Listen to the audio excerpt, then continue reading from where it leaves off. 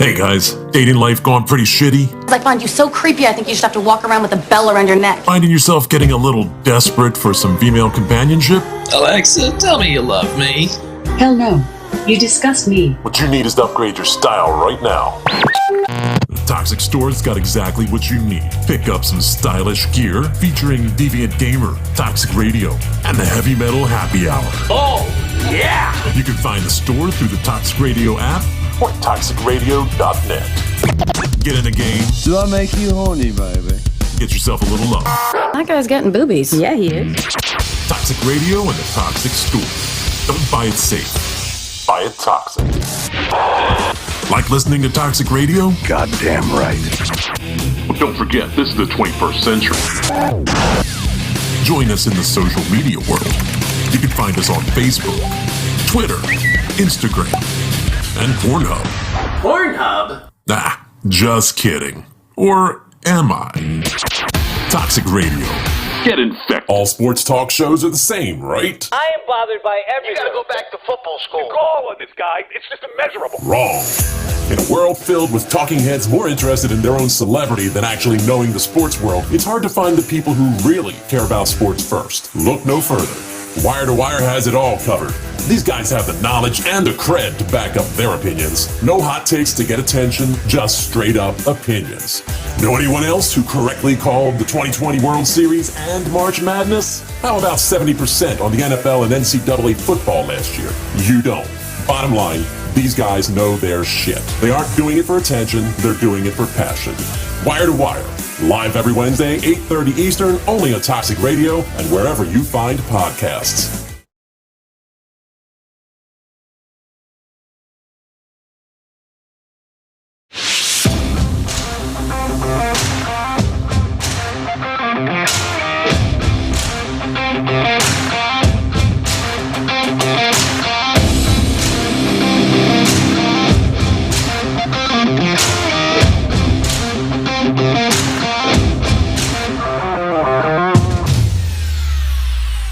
What's up, everyone? It is that time. It's time to go birds deep. I'm the Godfrey, TheEGodfrey. Next to me, I got Mean Gene.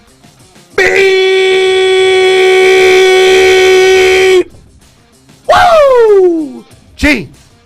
Yeah, tons to talk about today. As you see, I'm wearing a championship sweatshirt. There won't be one of those this year. I'm wearing the walk-off shirt because we walked off the damn field upset. That's for sure. Or got smoked or, I think Bruce Arians hit one of our players. I was almost exactly accurate on the score. Yeah. 31-13. It was 31-15. Yeah, I think I said 37-17 or something like that. You had a closer. You didn't say. I don't forget what I said. Blowout. I was very close. I was 2 points away. I mean, it's fair to say that game was a blowout. I mean, oh my God, it was 31-0. They should have pulled Brady. I don't know what the hell they were doing. If I'm the Eagles, I take a roughing the passer penalty every single time that he drops back. I'm like, I don't care how late it is, hit him. The game's over. I'd send it. Yeah, and it's like he caught the ball on the. You seen the thing? He caught the ball on the sideline. He's like, yeah, see, Philly fans, I can catch. Like to show up the Super Bowl thing where he dropped the ball. Sending JJ Arcega-Whiteside for a cheap shot. What's he doing on defense? Arcega-Whiteside. What's he doing on defense? I'd send in. He's a great blocker. I'd have like 9 defensive linemen and just fire them all at Brady. Yeah. I mean, I'm pretty sure his real estate agent is definitely on speed dial, right? Like, J-Joe? Yeah. He's a real estate agent? Well, is my condo on the market? Can you sell it for me? I don't know if he should have a real estate agent. Like he's just a nobody. Yeah, but if I seen J-Jaw like washing my car, I'd be like, all right, bro. Like I don't see him like making pizza or something, bro. Like Biff in Back to the Future at the end of the movie. He's terrible. Shouldn't be playing football. Maybe he'll catch on in the XFL and be a star. Yeah, okay. I doubt it. I hope he goes to the XFL. Maybe we can actually see what he was supposed to look like here. They had The Rock on talking about it on the Manning cast. If you smell what The Rock is cooking. So, I love The Rock. But he always waxes poetic about how he couldn't make it as a pro. I feel bad for him. But, I think he did okay. Yeah, I think he did all right. He did all right, yeah. Well, he had a lineage to help him out. I mean, his dad was a pretty big time wrestler in the 70s. Rocky Johnson. His dad was a physique to behold. I mean, dude was like an action figure, like a walking action figure. But anyway, that's another show for another time. Maybe we'll get a wrestling show on here in the future. Toxic Radio used to have a wrestling show back in the day, actually. But with that being said, we got our grades. We got top 5 worst Eagles playoff losses. We'll be talking about that later. Yep. Mine is very symbolic of to where I was when I first started watching Eagles football, like who I was, and like when I was most passionate about being a fan and not like actually giving like, you know, an analyst view on it, like wanting to do it. Like you'll see.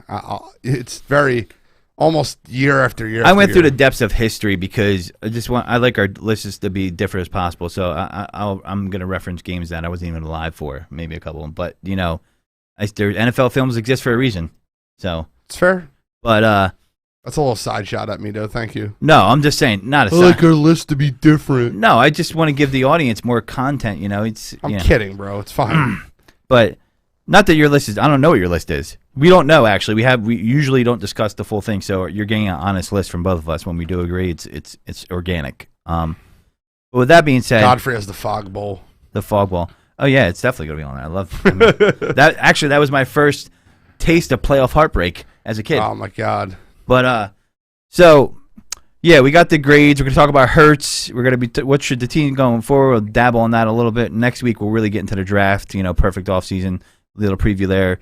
You know, what should the Eagles do? Is Hurts the guy? Are they sold? You know, all that. Plenty to get into. But I guess we'll shoot off the grades first since we started talking about how the blowout happened. Maybe this is harsh. You want me to go first on my grades? You're more than welcome to. I don't see anything above an F. I'm sorry. So you gave all 3 of them an F? All right, I'll give someone a D. You guys want the D? Someone wants the D? I mean, none of us do. No. Well, it was metaphorical. So, but yeah, I'm giving them. So I'm gonna give them all an F. Yeah, I'm gonna stick by that. I didn't see a lot of positive in that game. I don't think I did. Okay, I have them all F too. Yeah. I'll break down each one though. You want to break down? Yeah, let's break it down. What do you want to start? Let's go with let's fuck it. F for fuck it. Let's go with the offense first. So Nick Sirianni or Jalen Hurts? Let's go with Hurts. Jalen Hurts, I don't know if he was put in the best position to win this football game. The start, and I'll get into this a little bit more with Sirianni.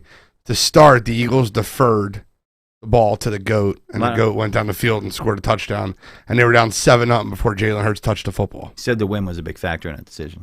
This is a dumb stop. Dumb. I'm not disagreeing. I don't really care if the win was a big factor. It was stupid. So you're down 7-0, so Hurts gets on the field. Then you don't do much your first drive. Then you're down 14-0. Yeah. And, you know, it ends up being 47 pass plays called and 10 run plays. Well, we knew that he was going to slice and dice us. I mean, we said last week Brady was going to just... No, but what hurts, they called 47 pass plays. Was that more because they were down by so much early? Correct, but you're not down that much early if you don't defer the fucking football. Right. And if you get lucky, you score on the first drive, or you put a drive together, maybe you get 3 points or you get 7 ultimately, right? Then you can maybe get a play next on defense. And then you think of it this way, right? If you let's just say both the drives don't change the way you played the game. The first drive, you play the game, you're down. You know, you punt the ball, and then they score, and they make it 7-0. You're still second drive. You're still only down 1 score. Yeah. So that's 2 drives you can really run the football, right? You can really get into your game plan. Yep. And then the third drive, you're down 14-0. It's still not over. You can still run the football. The Eagles' second drive, they walked on the field. They were down 14-0. Yeah. I mean, Brady was 29 for 37, and I'll get into that with Gannon, but he was 29 for 37. He had 8 incompletions, and 4 of them came when the game was out of reach. Not surprised. Yeah, and that the reason why they were down 14-0, you had a turnover, right? And then it's compounded because they score again, and then that's the whole thing about not having the ball first. I mean, they had 3 turnovers in the game. Reagor dropped the punt. Yeah. And then Hurts threw 2 picks. Jalen fucking Reagor. You want to talk about where the office is involved? They're involved in keeping him on the fucking field. I don't care what football coach you are. You can't look at him and say, you know what? I That's was the guy I want handling the punts. I That guy was right there. wondering after he misplayed 2 of them if they would throw Greg Ward back there just to catch the ball and like be able to just go about the rest of the That game. frustrated me all season, by the way, the lack of Greg Ward. Not that Greg Ward is the end-all, be-all, or the savior. But if you're going to have a guy in the slot or a guy returning punts, I'm taking Greg Ward because at least he's shown it. Jalen Reagor has never shown it. I think the thought process behind it was they wanted someone to be able to break a punt. Greg Ward's never going to break a punt. Nope, but he's also not going to muff a punt. Correct. And that's the difference. Jalen Reagor was absolutely abysmal in that football game. Even the interception that Hurts threw, or the 4th down incompletion that he threw on the sideline, that was designed to Jalen Reagor, whatever you're doing there, he didn't come back to the football. The cornerback ran the route better than he did. There's a lot of things Jalen Hurts did wrong, but a lot of it has to do with the game plan too. Hurts had 47 called passing plays. Yeah. Well, if the Eagles if Hurts is passed it 47 times, you can be like, Matt, what happened in the game? Like, we lost, right? 47 called design passing plays. Mm. And the Buccaneers let you know immediately what their game plan was. They had a single high safety, 8 men in the box, single wide receivers on the outside. Levante David was a nightmare for. It's not about the linebacker. What the Eagles are running fucking bubble screens against an 8-man box and press coverage. Like, what did you expect to happen? They're the fastest linebackers in the league. The game plan was shit. The quarterback played like shit. Lack of adjustment. You don't get your best offensive weapon involved in the game till the second half. You know, Dallas Goedert had 7 targets before Devontae Smith had 1. Yeah, that's pretty bad. Nothing against Dallas Goedert. He had one of the worst drops I've ever seen again this game. Yeah. But nothing against Dallas Goedert. He had a good game, and he's a good tight end. But you can't have him have 7 targets and Devontae Smith sitting there on one man-to-man coverage on the outside all game. Especially when part of the weakness of that defense that you're facing is the secondary, right? I mean, it's just. It was embarrassing, man. Everything about that game embarrassed me as an Eagles fan. And it went exactly how I expected it to go. Yeah. Maybe worse. And I'm not. I think it went worse, actually. I think that the label I get on this show often is that I'm a Hurts hater. I'm an Eagles hater. I root for them to do bad. I don't. I look at the game and call it like, it's funny. Godfrey. Hurts hater. Godfrey, I'm not kidding when I tell you this. I went through every show that we did. Now keep in mind, we start at week 4. But every show that we did, the Eagles played 16 games or 17 games this year. I was 11-2 in predicting Eagles wins this year. 11-2. Pretty good. I got 2 wrong. I mean, I couldn't come to myself to pick the Cowboys over the Eagles, so that was one of my losses.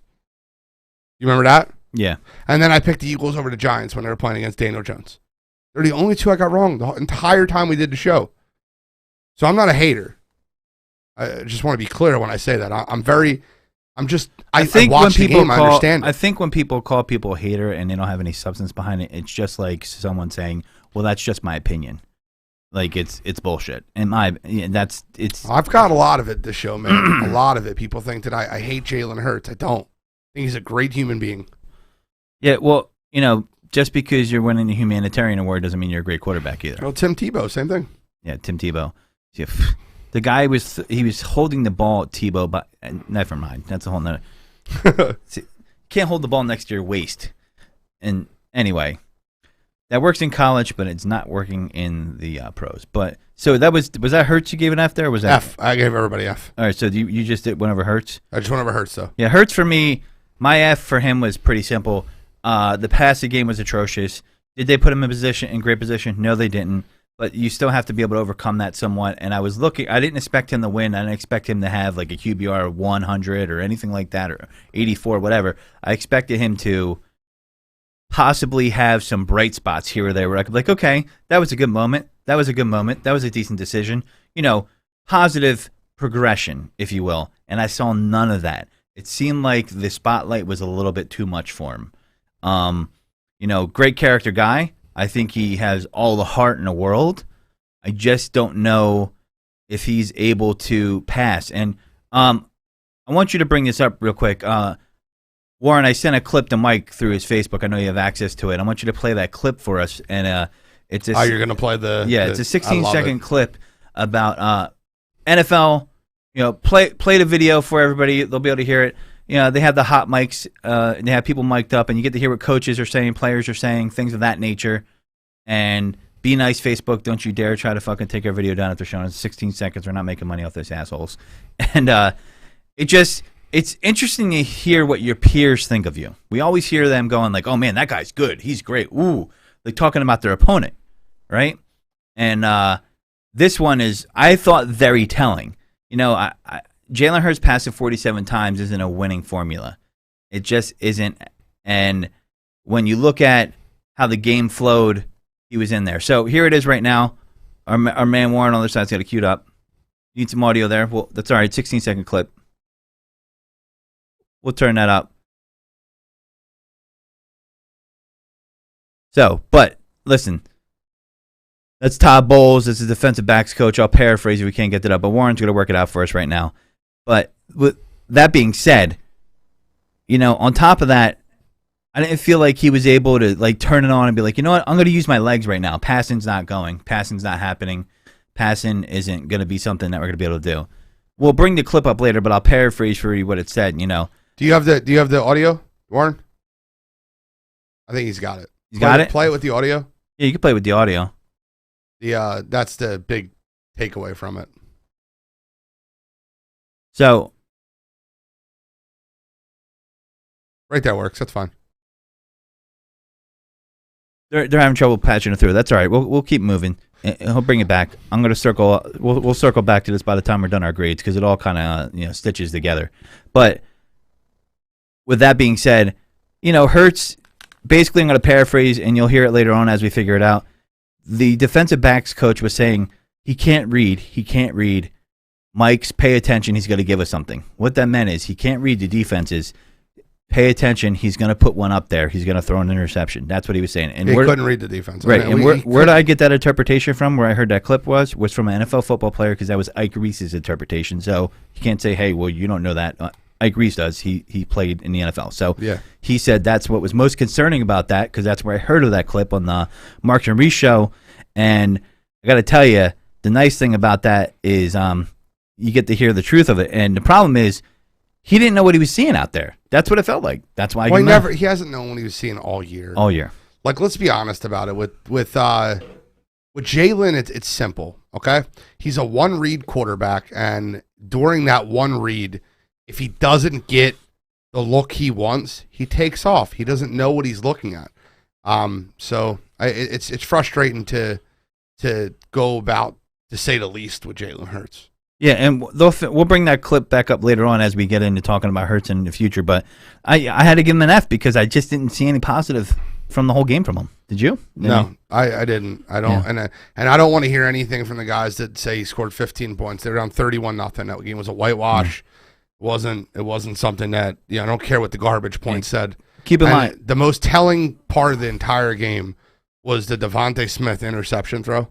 Yeah. Where he had Devontae Smith and his arm strength just couldn't get the ball. He was open for centuries. You could have parked the fucking car in there and ate a sandwich before the safety got over because he didn't have the arm strength to fit the ball in there. Yeah, and that's the thing. The Eagles want to be vertical, right? Like everybody talks about Quez Watkins. He's not a route runner, but he could be a vertical receiver. The problem is we don't have a quarterback that could be vertical.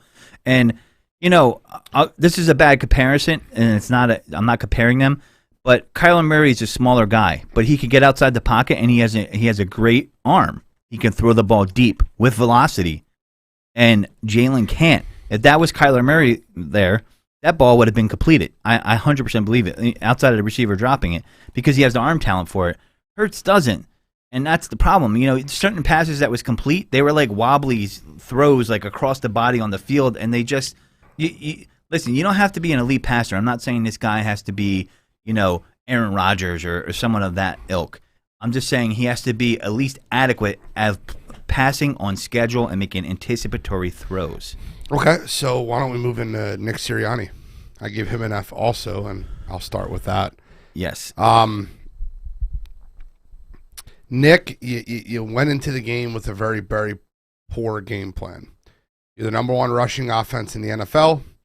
And the Buccaneers showed you they were going to try to stop the run today.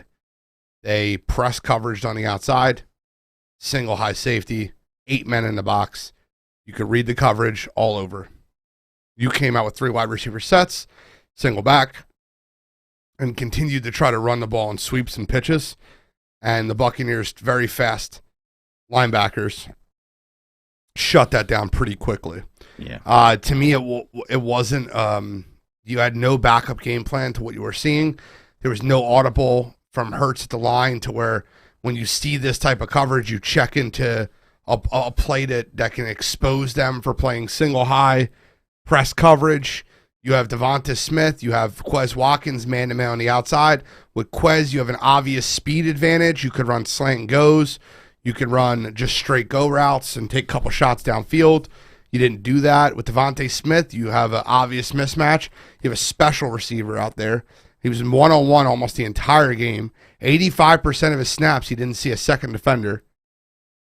Yeah. So with that being said, I look at this. I look at this situation and I give you an F, a stone cold F. If you wanted to come out and run the football, you need to run with a lot bigger personnel. I gave you a strategy on the show. I know you don't listen to me. That's fine. But I would have ran 6 offensive linemen with Dillard as an extra tackle. I would have ran Goddard on the line and played basically 11 personnel and ran the football with that. And I would have did it the entire game, getting 4 or 5 yards a pop, especially with that weighted offensive line. You didn't do any of it. The most predictable game plan you could ever look at. It was run and then bubble screens, and it just looked really bad, man. You looked unprepared. Your first playoff game versus the GOAT, versus Bruce Arians, defending Super Bowl champions, and you just looked really, really outmatched. So, yeah. Let me ask you a question about your grade, and it probably won't change it, but I'm just curious here. With your grade, right? What you're saying is he should have reinforced the run because they knew they weren't going to be able to pass the ball. So the Bucs knew they were going to run, so you were going to have to be more aggressive with your approach, right? By bringing Dillard in and.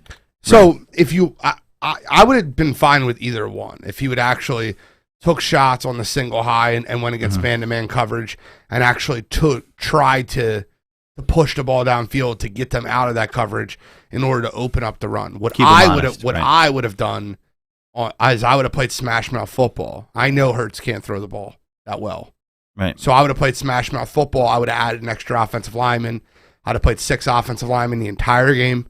I would have played Dillard almost as many snaps as I played Mulata. And I would have played them right next to each other on the left side. And then you have those two on the left side with Landon Dickerson, Jason Kelsey. Like, I would have literally ran the ball on the left side of your defense, on their defense, on your offense, all the entire game. Yeah, I have to agree. I have to give Nick an F as well because here's the thing, man. I know it's going to say, well, it's easy to give them an F because they lost. Well, they made it easy to give them an F, and the reason why is I think you're right. He should have did something a little bit more creative than going with just what they've been doing.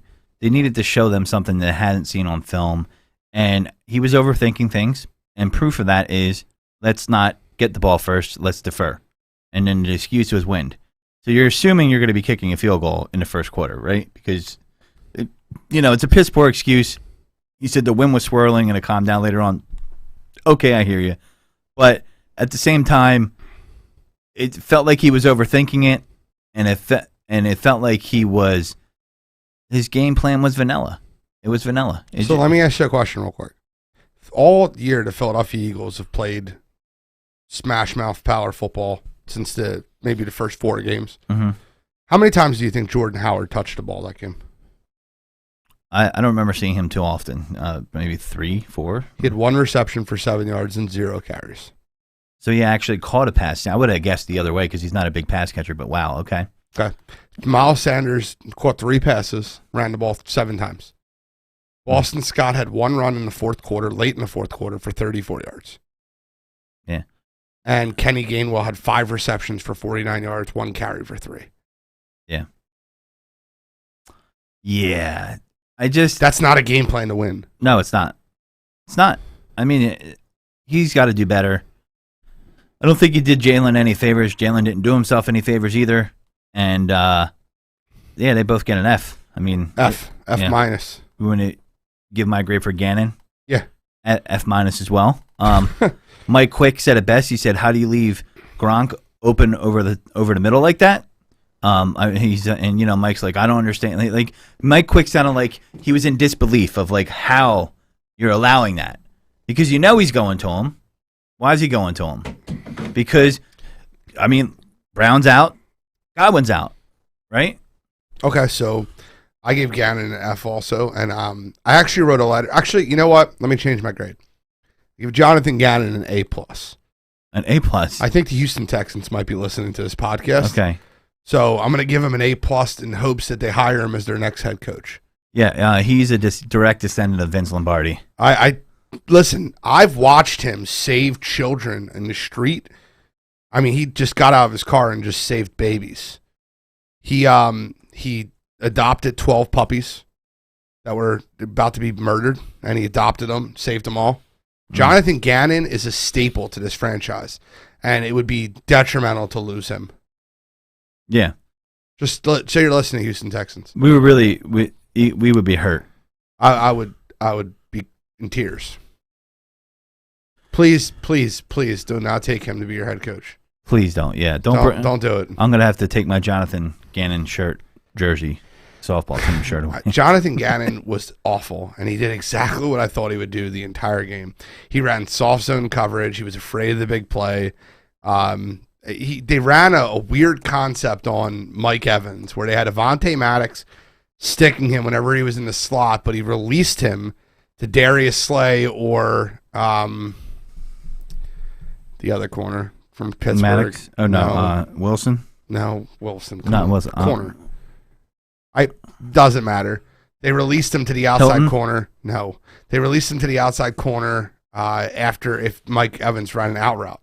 What that essentially does is that allows him to be open for 2, 3, 4, 5 yards. And Tom Brady's not going to miss that. The game plan was very vanilla. It was very basic. The Eagles got 4 sacks on Tom Brady, which was the highlight of the game for them. Ryan Kerrigan showed up. Yeah. I was like, oh, shit, he's on the team still? He had still? to start because Josh Sweat was out. Barnett, did you see the penalty on Barnett, which was awful, by the way. Like, you can say whatever you want about Derek Barnett. That penalty, the roughing the passer they had on him was awful. He hit the force field around Brady. It was tragic. Yeah. Steven Nelson, thank you. I said Nelson. All right, listen.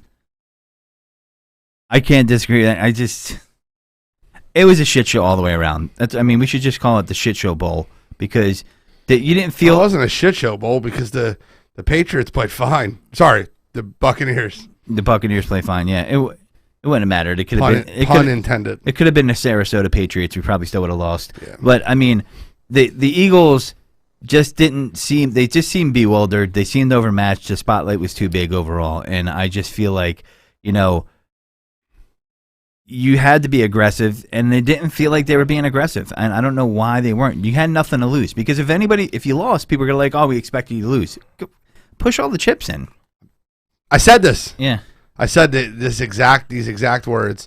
You need to come in there playing with house money. You need to leave it all on the field. He didn't do any of that, and the Philadelphia Eagles looked atrocious in the game, which leads us to our next topic, though.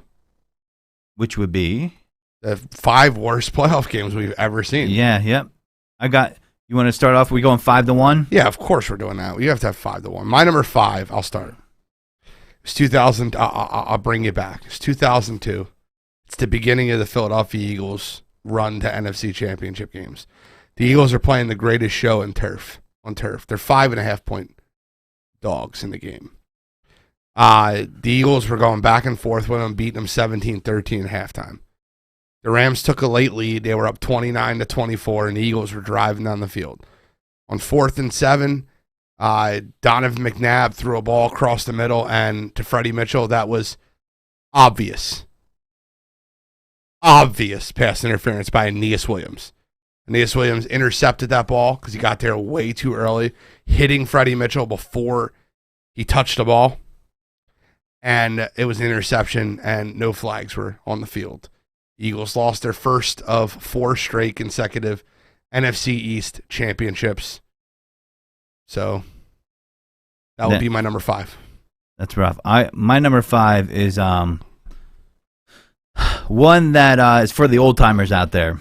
They were playing the Buccaneers in 1979. Jesus. So the Eagles were not known for winning in the 70s either. Vermeil came in and they faced John McKay, who coached at USC, and Vermeil was at UCLA. They both came in. John McKay was an underrated coach. He had the expansion Buccaneers. Well, with Doug Williams. So you're going to another Eagles-Bucks game. Yeah. Look at you. Number 2. They were the number 2 seed. Foreshadowing. Yeah. Number 2 seed. The Eagles were? No, the Bucks were. Okay. Eagles, so we're the underdog? Yeah. And the Eagles were down 17-0. They scored points late, but they had 10 dropped passes in that game. The running back, I can't remember his name, forgive me, from 79, but he had 140 yards and 2 TDs, which is monsters. Wilbert Montgomery? No. That was the Bucks running back. Oh. I don't know what they did because the Eagles shit the bed. Now, it was a heartbreaker because the year before, they finally made the playoffs and lost 14-13 to the Falcons. So the final score is like 24-17, but it wasn't that close. Kind of like the Bucks games that we talked about the past couple of years. People were like, oh, they were only a couple scores away. It wasn't that close. Okay. So that was my number 5 because they were not quite there yet. They didn't make it to their first Super Bowl ever. They were still a couple years away. So both our number 5s were the not quite here yet games. Yep. We've been there a lot, Philly. Give me your number 4. My number 4, I have it written down on the list, right, is the Fog Bowl in 1988. Okay. A lot of people say that was the year the Eagles should have. They had a really good defense. Randall had an MVP-like year that year. They should have went farther. Nobody ever seen anything like it. I remember seeing old Al Meltzer. I think he's passed away. Rest in peace. And they're like, we can't see out here. We can't see, literally. And the story goes is Mike Ditka was pushing hard to have that game still played. And Buddy Ryan was like, what are we doing out here? And then Buddy, they said that they could have maybe rescheduled it, but Buddy was like, no, we're playing anyway. That's tough guy Buddy Ryan. We can't see shit, but we're going to play anyway. You couldn't see anything on TV, and it was my first taste of Eagles playoff disappointment as a 7-year-old kid. I was like, and you couldn't believe your eyes because the fog was so thick. Today they would never allow you to play that game. They would never allow you to play that game. And they played it, and you were literally trying to guess what happened. You had a better shot of listening to the radio to figure out what happened than watching the TV that day. That's how thick that fog was. I'm going to take you back just to 2009. Nothing crazy. 2009. Mm-hmm. Philadelphia Eagles, it was the end of Donovan McNabb's career in Philadelphia for a little while. He got benched that year. That was Tygate that year. Thursday Night Football, they played on Christmas Day, and they beat the Cardinals. And it started a run in which they snuck into the playoffs. They beat the Cowboys the last game of the season, and they won a couple playoff games. They got back to the NFC Championship game. It was McNabb and the young pups. It was all the young Jackson, Macklin, Yep. McCoy. And they were playing against the Arizona Cardinals and Kurt Warner. And I remember the game being propositioned as the winner of this game, the quarterback is going to go to the Hall of Fame. Like, that's what they talked about going into the game. And it went back and forth and back and forth and back and forth. And the Eagles end up losing the game. The Eagles scored. They actually took the lead. And the Cardinals went down the field and scored again. The Eagles couldn't stop them.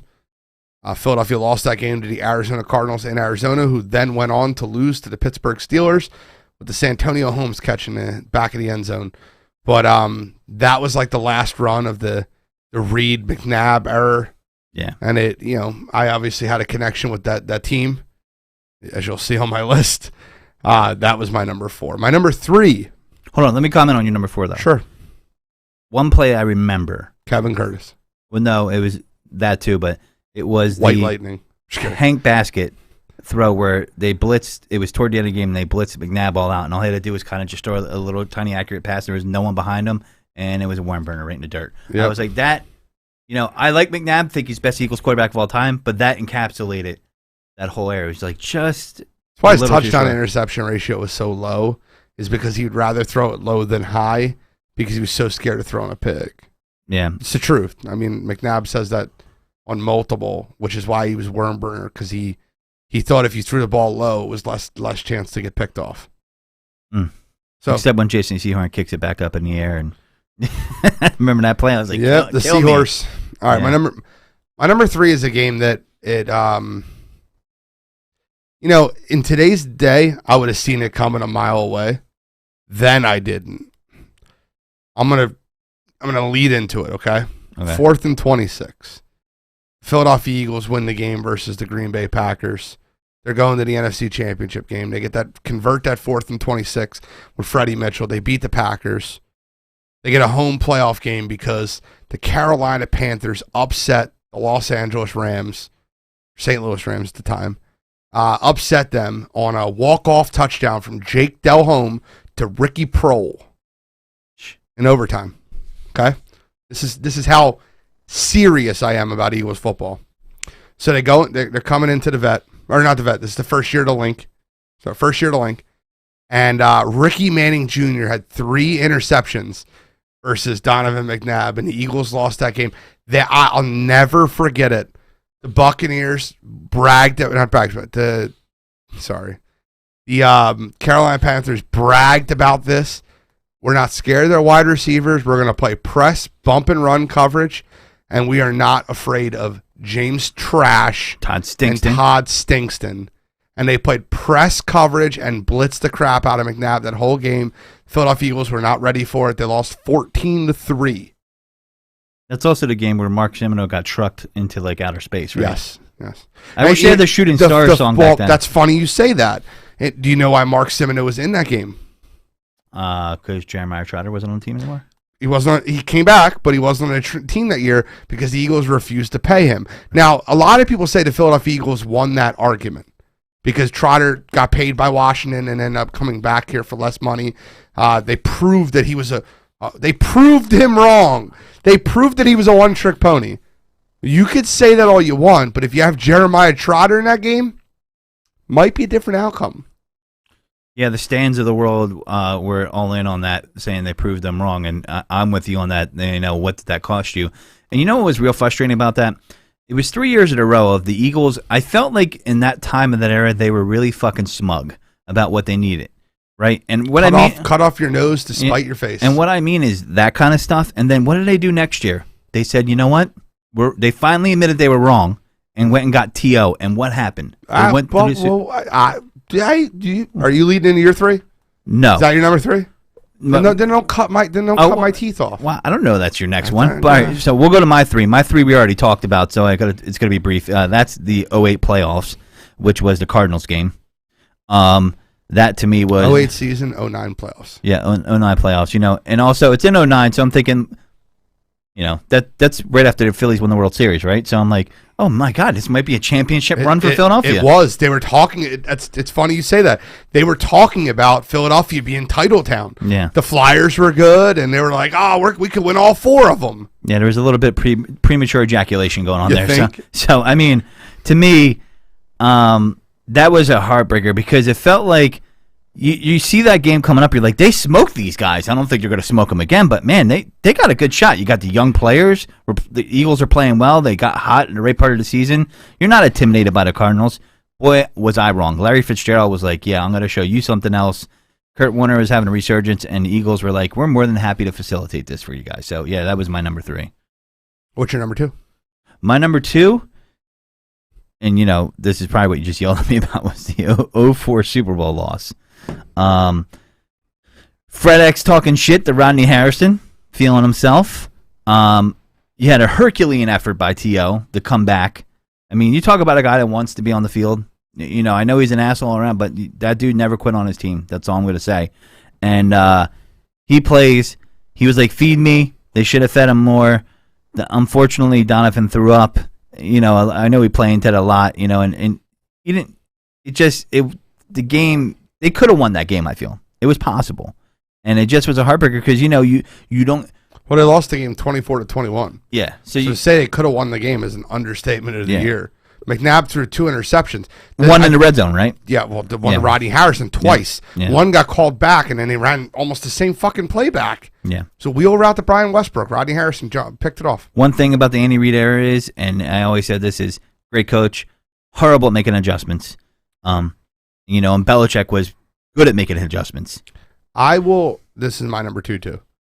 I will tell you that no matter what anyone tells me, I 100% truly believe the New England Patriots cheated in that Super Bowl. You cannot argue me different. If you watched the entire second half of that game, It was like they knew the plays that were coming before they came. They set up they said you talk to old Eagles players, Brian Dawkins most notably. They would say things at the line of scrimmage to call out their plays when they were making plays. I fully believe Spygate, the refs. Fast forward to 2017 when the Eagles won the Super Bowl. The Eagles had that play, the Philly special. It was supposed to be for the NFC Championship game, and they hit it. They didn't practice it the entire week, Super Bowl week, because they were worried about the Patriots somehow videotaping their practice. In 2017, there's some truth to what people are saying, and I really, truly believe that the Patriots cheated in that Super Bowl. I got to look it up, but there was a dinner that was reported for that Super Bowl where I believe Jim Schwartz and Doug Peterson and Steve Spagnuolo got together. And I think Steve Spags was giving some tips about how to try to play defense. Although that wasn't a great defensive game, but it just kind of Spags wasn't doing a good job. Well, he did. He did it. He did against. He was a defensive coordinator when he beat them in an undefeated season. Yeah, Giants. Yep. I just that's 05's my number 2 too. My number 1, and I'm assuming it's your number 1. It should be every Eagles fan's number 1. The most heartbreaking loss to me was the 03 versus the Bucks. Last game of the vet. And the Buccaneers had never won below 40 degrees. We had taken them out of playoffs the last 2 years. It was the Joe Juravicious. I'll never forget. It was a 3rd and 9 from the Eagles' 11-yard line. The Eagles had just pinned them deep. First drive of the game, Brian Mitchell ran down the 25-yard line, handed off to Deuce Staley. He ran it 25 yards into a touchdown. It was literally a one-play drive. Was Trotter in Washington that year too? No. The Philadelphia Eagles were up 7-0. Levon Kirkland was there, the biggest linebacker I've ever seen in my life. Then Trotter must have been in Washington if Kirkland was there. Because I remember Kirkland. I remember Joe Juravicious just running past him like it was a ghost. Let me foreshadow. They 75-yard punt or kick return for Brian Mitchell to open the game. 25-yard touchdown run to Deuce Staley. Yep. Eagles stopped them. They get the ball back. They punt the ball. They pin the Buccaneers deep into their own territory. It's a 3rd down and 9. The Eagles are about to get the ball back and basically plus territory. And they run a drag pattern, little drag for Joe Juravicious, who caught the ball at maybe 2 yards before the first down, 7-yard drag, and took it 85 yards. Ran it all the way to Villanova, his alma mater. And just like that, the Eagles were tied in the game. They ended up going down. They were marching back down the field. There was about 5 minutes left in the game. They were down 10 points. They could have scored a touchdown, make it within 3, or a field goal to make it within 7. And McNabb threw the pick 6 to Rondé Barber, who put the nail in the coffin of the Eagles season and closed down the vet. Funny, went on to win the Super Bowl. They had Rondé Barber on WIP recently, and I heard it. And they asked him, that was the game where they said we have to get past the Eagles. They were thinking about us before they even won a game to get to us. So John Gruden said, this team got your coach fired before that game. Wow. Talking about Tony Dungy. They all love Dungy, and they won, not to spike Gruden, but he went in there and said, this team got your coach fired. Yeah. Don't do it for me. Do it for Tony Dungy. Yeah, and it's truth. That game was such an emotional letdown because the way Gene described it started out, you were like, the Eagles are on their way. They're going to close out the Bucks vet. never won a playoff game below 40-degree weather. The Eagles are going to close out the vet the right way. They're going to go to the Super Bowl. Yep. And who did the Bucks in the play? And I think the Raiders. The Eagles Rich could have Gannon. beat the Raiders. I really think the Eagles could have beat the Raiders. But the Raiders. But there you go. So yeah, that's my number 1 as well. So I don't have to go. Gene handled it perfectly. I don't have to go into much detail. It's pretty much what he said is the reasons why it was my number 1. My soul out. Yeah, that was. I cried. That was a horrible, horrible loss. I'm not kidding. Yep. I was 18 years old. I cried. I was in tears. I threw a can of ginger ale. Not a joke. I'm in my dad's basement. I threw a can of ginger ale. My finger got caught inside the tab and sliced my finger. Oh my god! Bro, I was such a baby when I was 18 years old. Should be still a baby. I'm 36. TikTok wasn't around. We catching Gene breaking TVs on TikTok. Bro, I was a baby, but I cried. I was 18 years old. I thought there's no way the Eagles don't go to the Super Bowl. My fandom went to a ridiculous level back then, and I was very, very, very emotionally invested in the Eagles. If they didn't win the Super Bowl, it was just like it ruined my week, my month, my year. Yeah. Seriously. That's how big of an Eagles fan I am. My dad, I said this before on the show, my dad is in an urn, a Philadelphia Eagles midnight green urn with an Eagles logo on it. Respect. Yeah, I mean, listen, that's an Eagles fan. And you know what? My dad passed away too. I don't know, it was earlier than that, but when the Eagles won the Super Bowl finally, I smoked a cigar and I thought, I was like, this is for your pops, because he's a big Eagles fan too, and he introduced me to football. So, because you used to always hear growing up, that's the Philly way. You know what I mean? I used to hate hearing that. I used to be like, why do you got to think like that? That's for the Eagles to just come up just short. But like, that's the Philly way.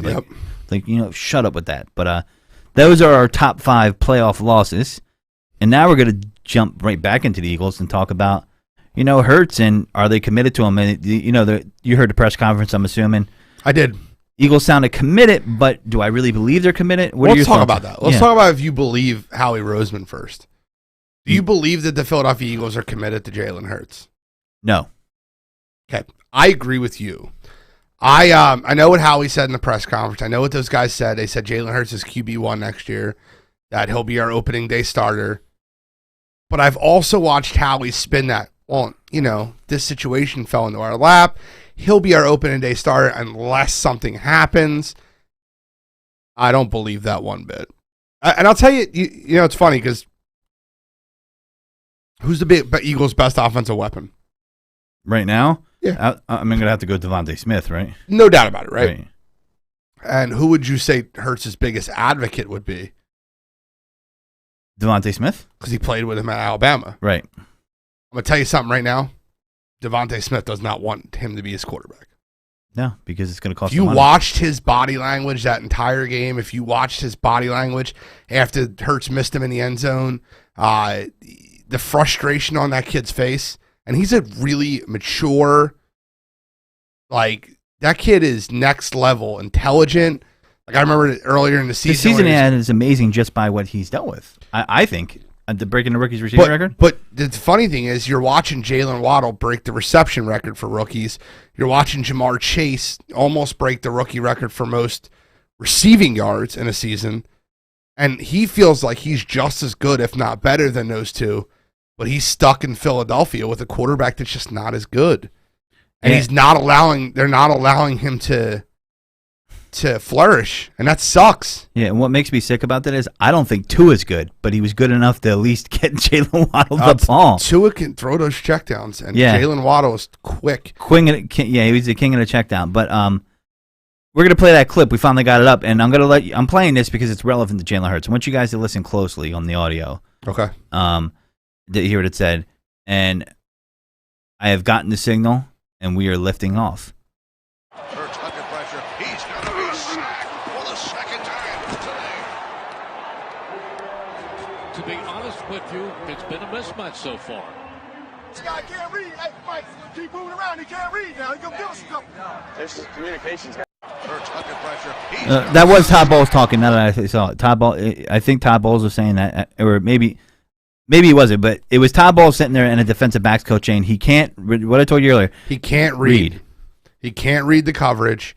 Okay, Mike's keep moving around, which is your middle linebackers. Keep moving around. He cannot read coverage. He's going to throw us one. That's exactly what he's saying. And you're talking about a defense that's won a Super Bowl last year, and that is going to be interviewing for a lot of head coaching jobs this year. Yeah, and Ike Reese, when I was listening to him on his program, was saying that's the coach basically saying he's going to give you something. Stay awake, stay alert. You're going to get a ball from him because he can't read a defense. He's going to put it in an area he should not put it in, which he did. Twice. And this isn't a kill Jalen Hurts thing. We're just giving an honest assessment, right? And I want to ask you a question here that I've heard, and I do believe it so myself before I ask you it to an extent. Okay. Do you think the lack of receiver talent has also hurt Jalen Hurts as far as we know in the past? No. Okay. Give me your explanation why. Because it doesn't matter if you can't make anticipatory throws. Right. I don't know how good their receiving core is. Right. All right, let me ask you a question real quick. Do you think We do Dallas know Goddard, Rager sucks, though. do you not? All right, that's fine. Do you think Dallas Goddard could be a top 10 tight end in the league? Yeah. I'm undershooting that too. Yeah. It could be 5. I think he's right around 5. That's fine. Yeah. Do you think Devontae Smith is a good young wide receiver? Yes, absolutely. Okay. Do you think Quez Watkins is a burner that can stretch the top of the field? Yeah, I think he's an outside 3 on team, but I do think he is a vertical stretcher. Yeah, I think he has the speed to do Van that. Jefferson. Yeah. That's what he is, right? Yeah, that's fair. So I think don't- Van's a little more of a polished route runner, but it's a fair comparison. Okay, so let me ask you a question.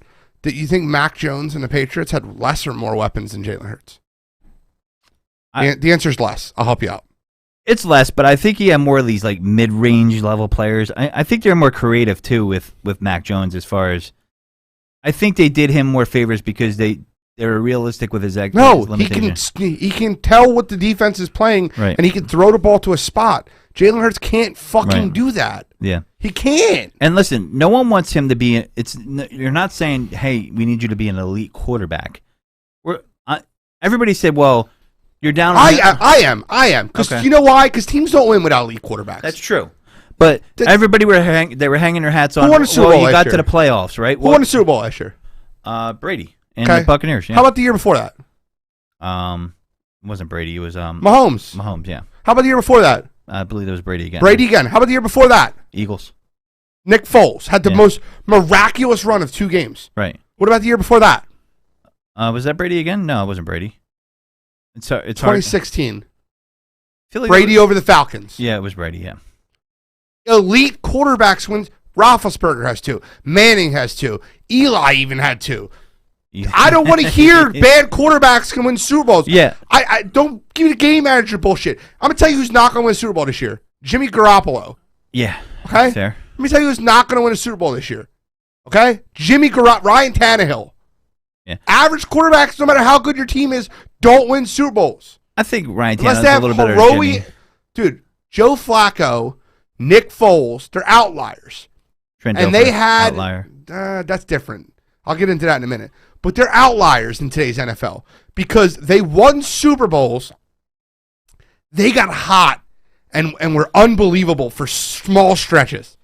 Joe Flacco's postseason that the Ravens won the Super Bowl was absurd. He'll never play a stretch of 3 games better than that in his entire life. Yeah. Including where he went in Delaware. Well, and plus they had that miracle throw to Jacoby Jones too. They should have been out of the playoffs. Yeah. So my thing is, I agree with you about winning the Super Bowl, but what I mean is a lot of people were hanging their hat on, well, it's his first full season and Eagles got to the playoffs. You know, Chad Pennington's been to the playoffs What's the too. goal?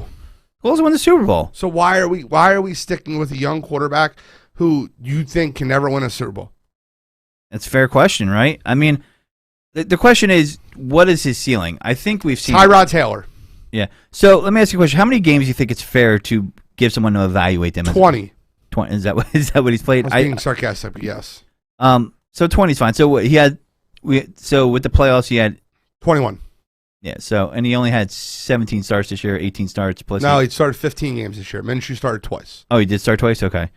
Start week 17 and then week 21 games. So I had someone comment to me, "Hey, we need to give him some time."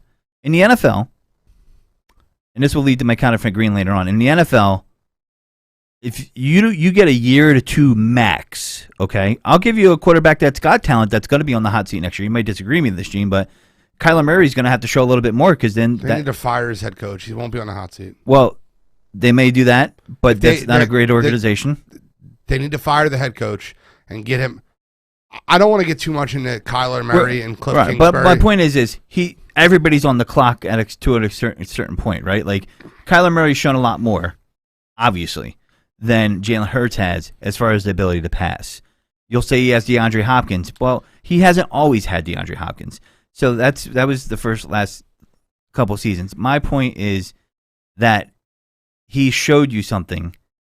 We haven't seen that yet from Jalen Hurts, and he's 21 starts in. I haven't. Maybe I'm wrong here. Have you felt like you saw a game where you're like, wow, that was a step forward? If there was, name it for me. Maybe one game. Name it for me. I'm having a hard time coming up with it, but it was one game I felt that way. The Broncos game. So versus Teddy Bridgewater? Yeah, but I'm saying that's the only way I remotely felt that way. I don't agree with that. They could have lost that game. They could have. If Teddy Bridgewater tries to tackle Darius Slay, they might lose the game. Yeah. I'm serious. I'm not trying to be a smart ass when I say give me a game where he really stood out to you and was just like you gonna tell me Atlanta week 1? Like really? Let's bring up some QB comparisons, right? So here's the thing. Tyrod Taylor. That's true. I meant not the Jalen Hurts. I meant okay. As far as I want to call it the hybrid quarterback, where you have the ability to run and the ability to pass, which we're missing the ability to pass consistently from Jalen Hurts right now. But let's go with some that have been successful, more so than Jalen Hurts. One person that's been called elite that we both agree isn't Dak Prescott. Look at the playoff game last week. You put Russell Wilson on that team, who's considered elite in my opinion. Now, a lot of people want to say he had Russell Wilson's on the Cowboys this year. They win the Super Bowl. Yeah. Or they're at least there. They win last week. Follow me. They win the Super Bowl. Okay, so now everybody want to say Russell Wilson lost it. He broke his fucking finger. Before that, he was 10-1 touchdown interception ratio.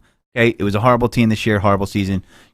Russell Wilson has never had an offensive line ranked above 15 in his career. Yeah, and the do point you realize that? Yeah, I do realize that. And the point of me bringing that up is that he can have a threat of being able to pass. So they know he can run.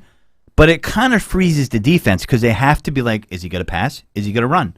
He can throw accurately on the run. Yeah, so quarterbacks that are hybrid have an advantage in the NFL. Yes. Josh Allen, Patrick Mahomes, Lamar Jackson, Kyler Murray, Russell Wilson, Dakota Rain.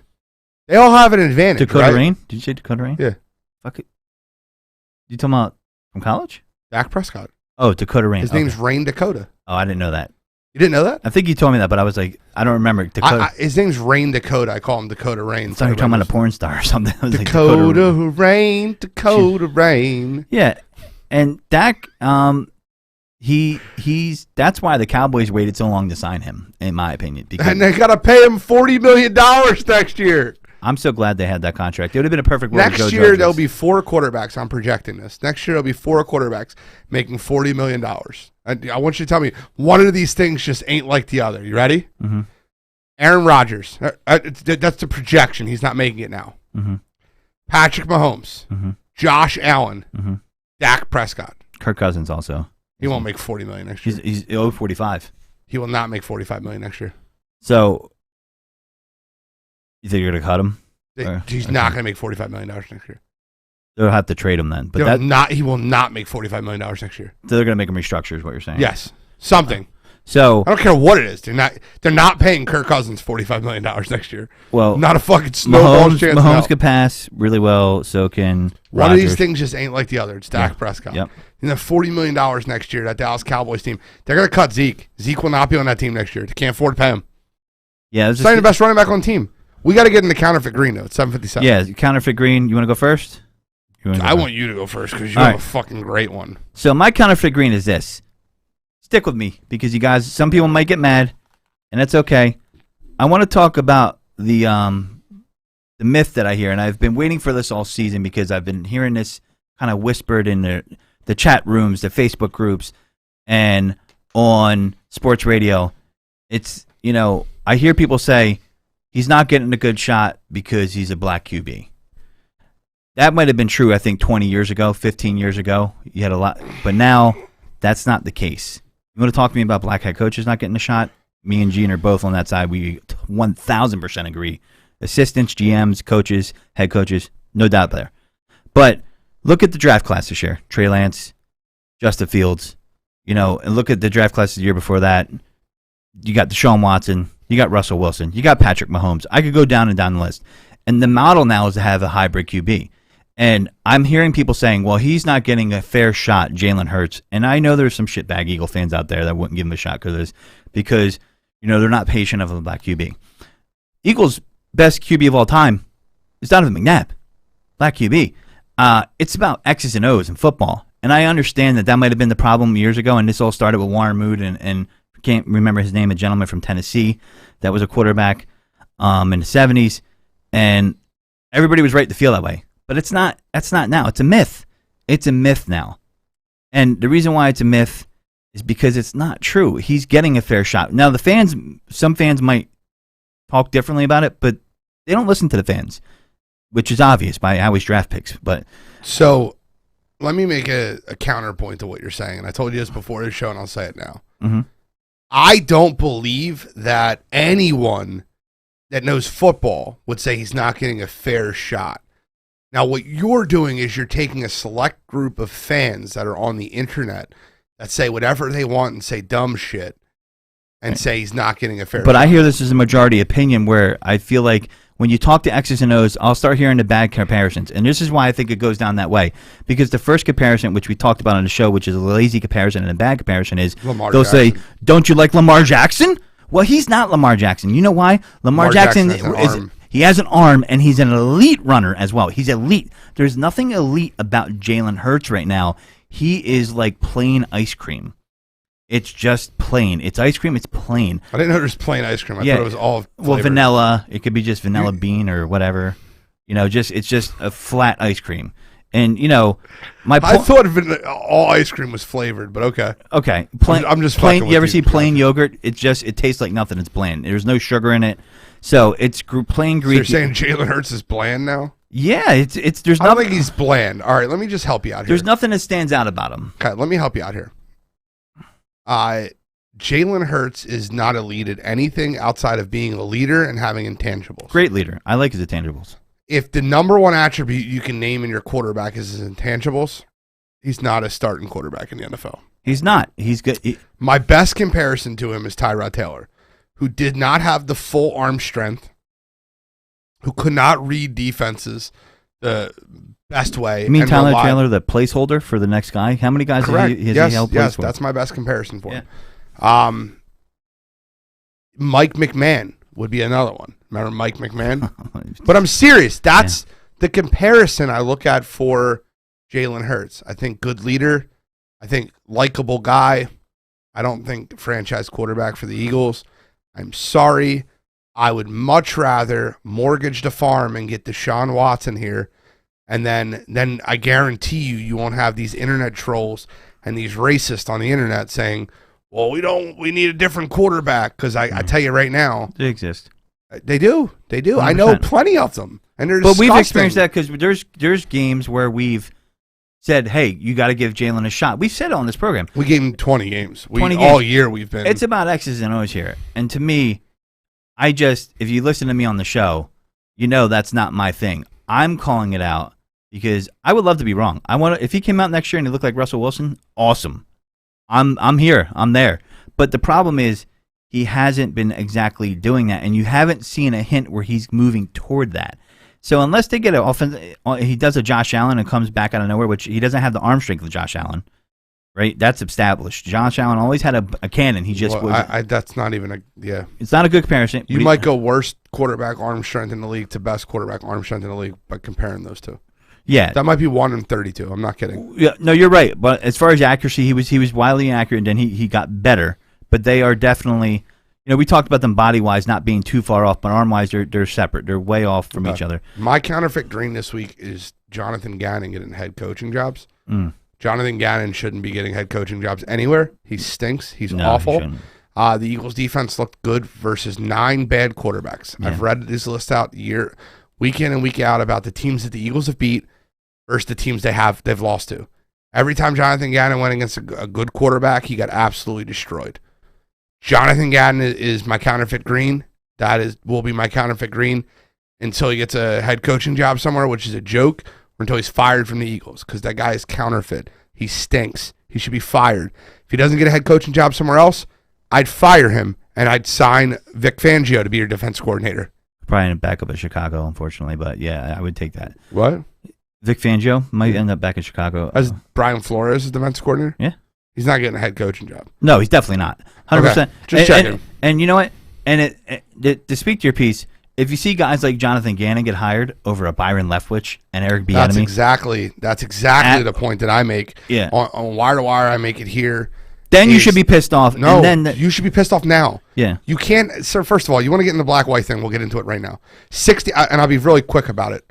67% of the league. I thought it was like 69 almost. 67% of the league is African American. They have one current African American head coach. That's a fucking joke. 0 GMs or 1 GM? No, there's Miami's GMs and Chicago's GM. There's 2. Still low. Detroit's GMs. There's 3. It doesn't matter. It's one minority owner in the entire league.